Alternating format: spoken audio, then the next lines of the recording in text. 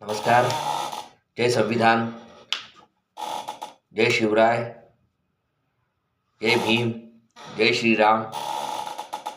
मी आपल्याला भारताचे संविधान अनुच्छेद 56 याच्याबद्दलची माहिती आज सांगणार आहे.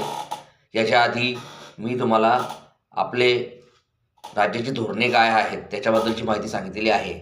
आज मी तुम्हाला भाग 5 मध्ये संघराज्य आणि त्याचं सगळं स्पष्टीकरण, राष्ट्रपतींचा पदावधी, त्याच्यानंतर फेरनिवडणुकीस पात्रता, राष्ट्रपती पदाच्या निवडणुकीसाठी अर्हता म्हणजे कोण व्यक्ती सक्षम आहे याच्या संदर्भाची माहिती आणि त्याचं स्पष्टीकरण या संदर्भाची माहिती मी तुम्हाला सांगणार आहे.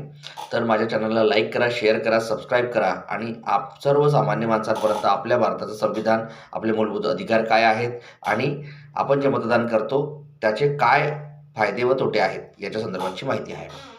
संसदेच्या कोणत्याही सभागृहातील प्रत्येक निवडून आलेल्या सदस्यास उपखंड क ख अन्वये राज्याच्या विधानसभांच्या सदस्यांना नेमून दिलेल्या मतांच्या एकूण संख्येस संसदेच्या दोन्ही सभागृहातील निवडून आलेल्या सदस्यांच्या एकूण संख्येने भागले असता जी संख्या येईल तितकीच मते असतील. अर्ध्याहून जास्त असलेले अपूर्णांक हे पूर्णांक म्हणून गणले जातील व इतर अपूर्णांक दुर्लक्षित केले जातील. म्हणजे ज्यांची मेजॉरिटी आहे त्याच्याबद्दलची माहिती आहे.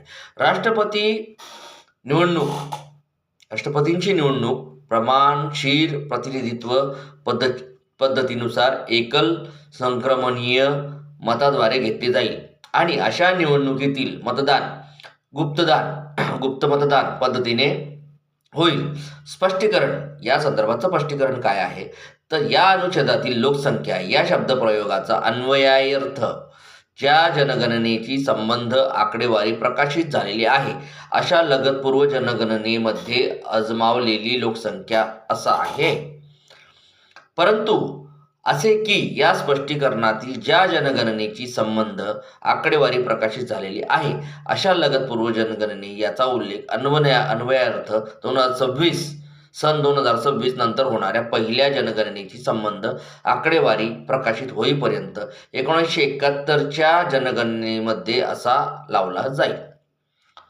आता याच्या पुढची जी माहिती आहे, राष्ट्रपती जे आहे त्यांच्या पदाचा अवधी किती असतो याच्या संदर्भाची माहिती सांगणार आहे.